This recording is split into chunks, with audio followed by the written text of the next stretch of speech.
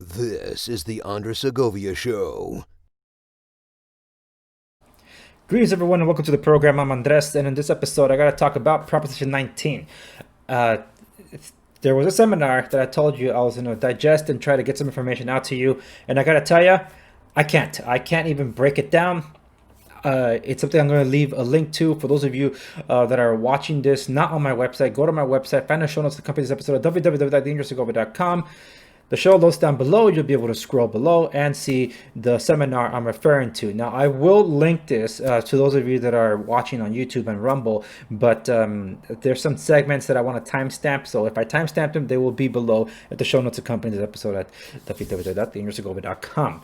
Now, for those of you that have been following along what Proposition 19 is, for those of us here in California, it is one that targets directly the tax benefits that were afforded to property owners that was passed in the 80s and in the 90s that allowed parents to pass on their property to their kids without a tax reassessment. And that was in the 80s. And the one in the 90s allowed it included grandchildren into the mix.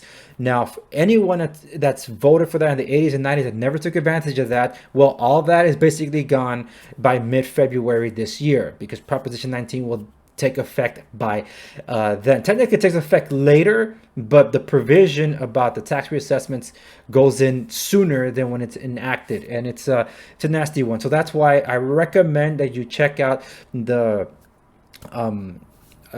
seminar, which I'm about to pull up here in a bit. This was from the Apartment Owners Association of America, or USA. They held this seminar several days ago.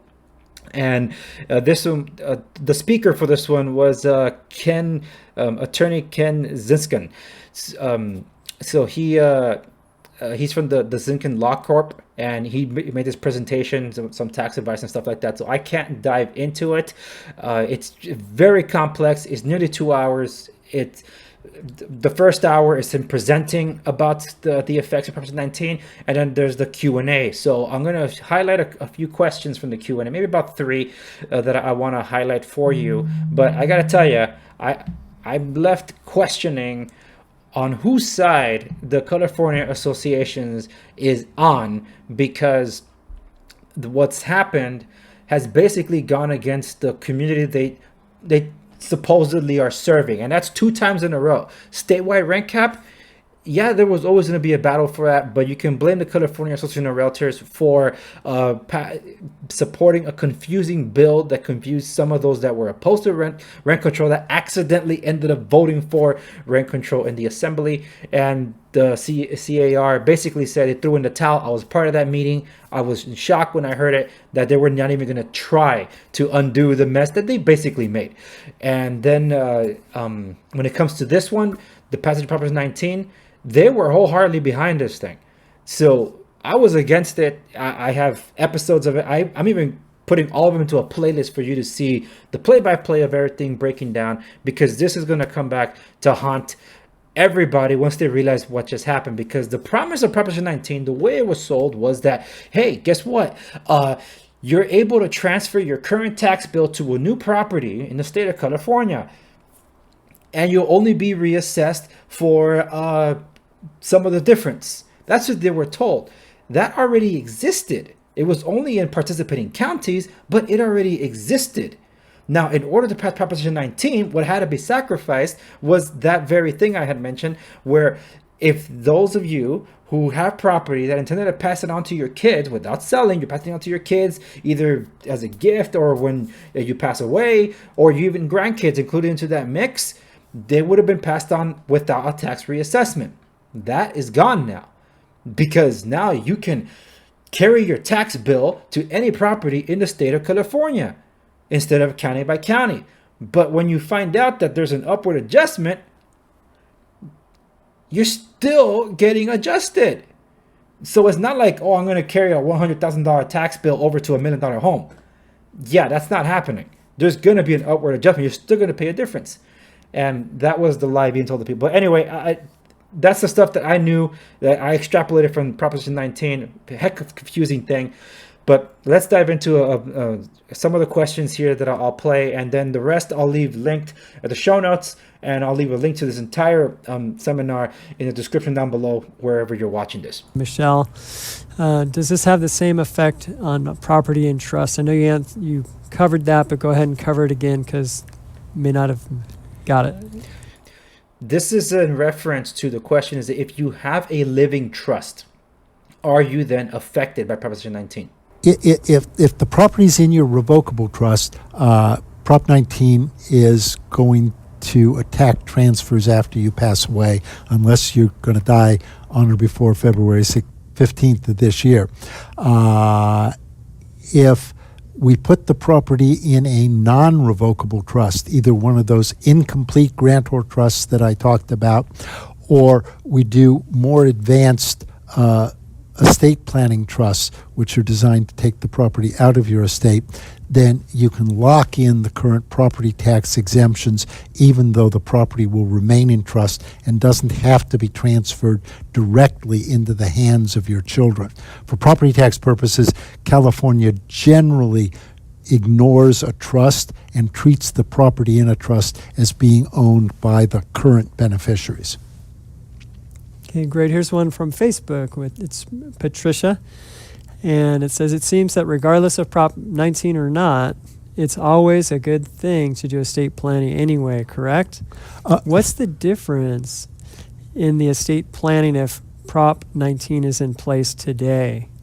Okay. Like, let's say it was after the February 15th date there. Like, how would that be different? The main difference is that for purposes of preserving the parent-child exclusion from property tax, you actually have to make a transfer that will be deemed to transfer the property to your children for property tax purposes, which is not necessarily for every purpose, but for property tax purposes, you have to make that transfer by February 15th. If you don't make it by February 15th, when the property ultimately transfers to your children, all of the property will be reassessed for property tax purposes. And if you've got a low assessment relative to market value, that's going to be very expensive to your children.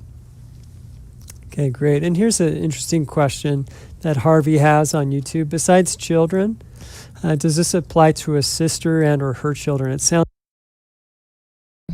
That's a question I'm going to skip over. I think it's this one that I wanted to share. Oh, no, that is the same question. Let me see.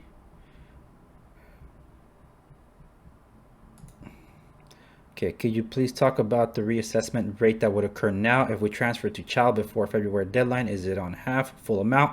This is the last question I'll highlight from this 2-hour presentation. It's the assessed value, not your market value. That's why for my client example where they had $18 million of market value, they've only got $1.5 million of assessed value. Let me rewind a bit. And basically your child's parents are all dead. Okay? It's not enough if the parent who was your child is dead, but the grandchild really has to be an orphan.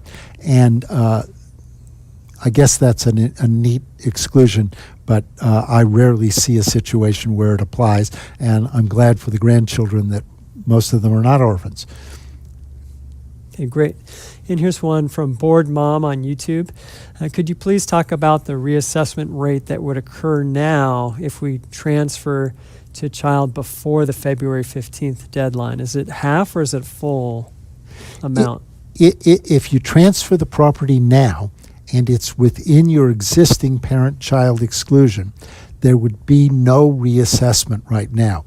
And basically your exclusion is today you can transfer 100% of the value of your personal residence. If you've got a $20 million house in Beverly Hills that only has a $2 million exemption, you can transfer the whole thing, no problem. And you can also transfer $1 million for each spouse, but that $1 million, that one is measured against the assessed value, not your market value. That's why for my client example where they had $18 million of market value, they've only got $1.5 million of assessed value.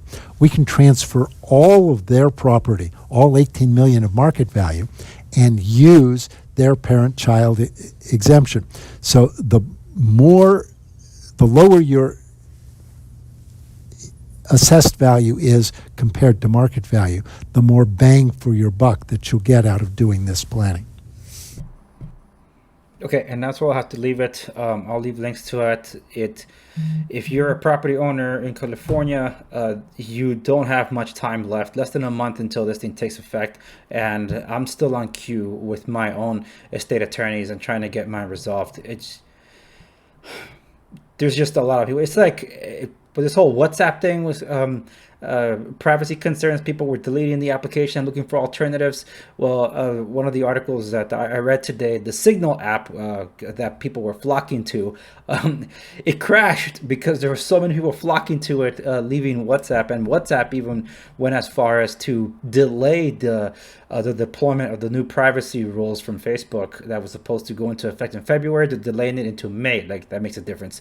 But yeah, they're trying to stop the bleed, and that's what I mean. A lot of people are trying to get in through the door right now, and the same thing happening with this whole estate planning thing. Whether you have a living trust or you don't, as the attorney was mentioning, they do consultations, but they're charging for them now just to weed out the ones that just want the information and take no action, and actually prioritize clients that need to do something about it now.